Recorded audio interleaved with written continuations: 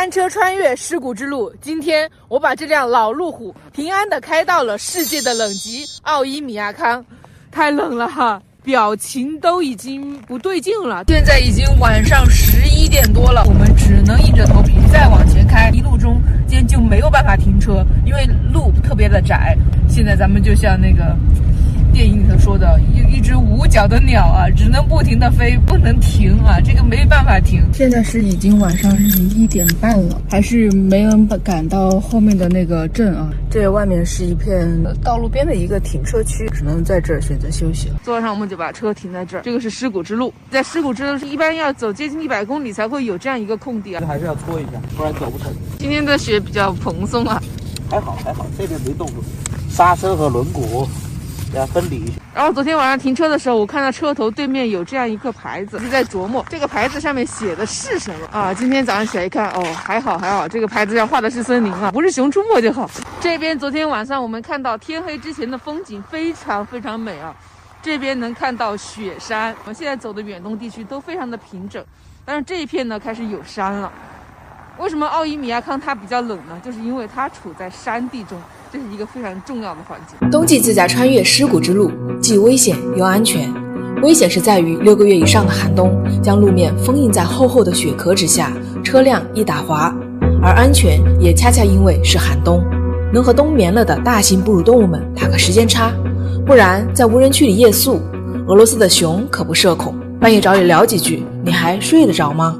今天是我们开上尸骨之路的第3天了，我们依然还没有到距离起点雅库茨克只有短不到1000公里的奥伊米亚康，因为这条路已经越来越滑，路况越来越不好，我们只能以每小时最高50公里左右的速度来行驶。其实这一整片都是无人区，这个是不是提示着这个附近熊出没危险？现在行驶的一段的再检查一下，心里特别的不放心。哇，这个车在外面停一个晚上，这跟放了10年的冷库差不多的感觉。这个堵住了。哦，这排气管堵住了。对，应该是在那边它那个啥停的位置，然后里头就是有水积了，然后呢在后半段慢慢的积住了之后，就后半段就堵住了，这边就彻底不冒烟了。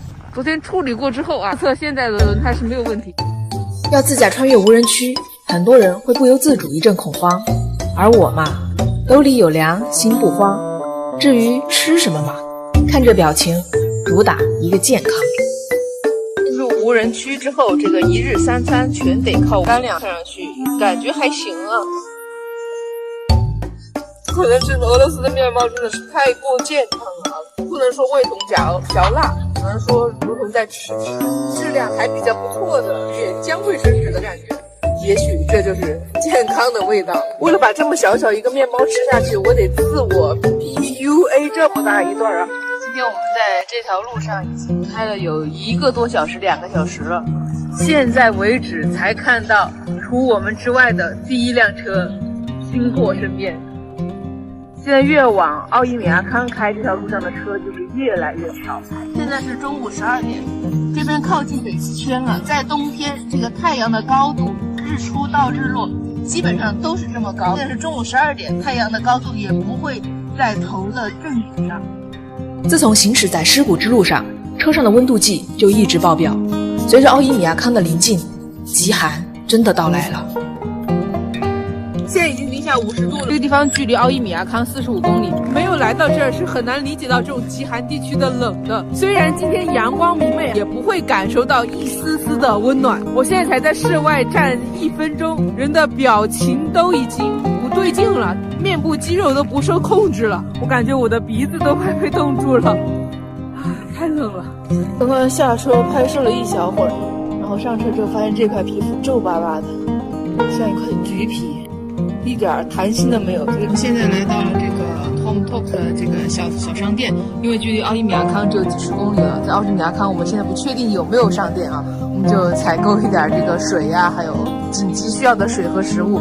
这里的物价会比较高，这样的一瓶水啊是180卢布，折合人民币的话大概14块钱，这个价格是偏高的。运进来的运输成本相对来说也比较高。面包是主食，是刚需。唯一卖的蔬菜就是番茄，这样还有几个橙子和几个猕猴桃，还有大蒜啊，就是生鲜类的，就是大概这些东西。啊，俄罗斯人有多爱吃糖，这一个货架上全部是糖。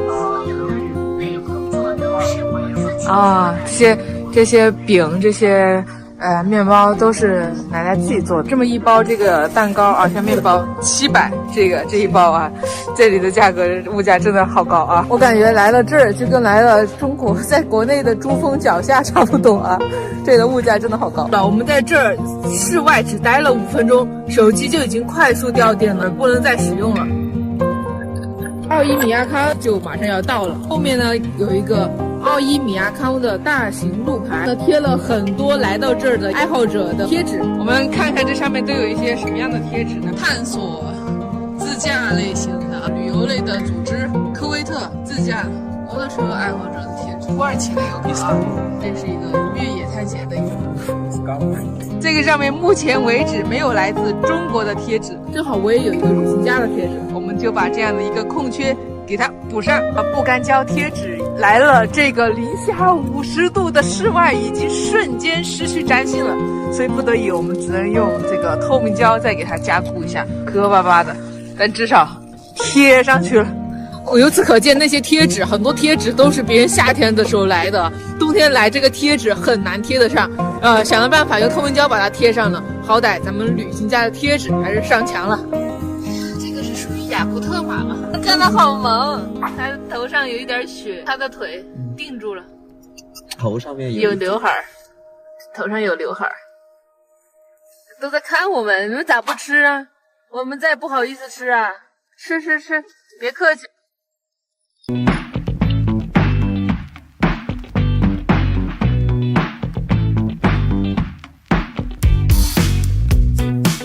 奥伊米亚康，我们终于到了！单车穿越尸谷之路，今天我把这辆老路平安的开到了世界的冷极奥伊米亚康。奥伊米亚康曾经被监测到的最低温度零下71.2度，这个温度也是地球上所有的人类定居点中最低的温度。今天的温度只有零下52度，是不是很暖和？现在是下午3点半，太阳马上要落山了。这里的一天非常的短暂。奥伊米亚康的狗子啊，你看这个狗啊，也像是得了关节病，太冷了，世界寒极的狗子不容易啊，狗啊。我将会在人类最寒冷的居住地奥伊米亚康停留5天。作为一名来自中国南方的小土豆，我将尝试融入极寒之地的生活，探寻奥伊米亚康人怎样解决衣食住行这些看似平常但却因严寒而变得困难的生活琐事，探寻极寒对于他们来说到底意味着什么。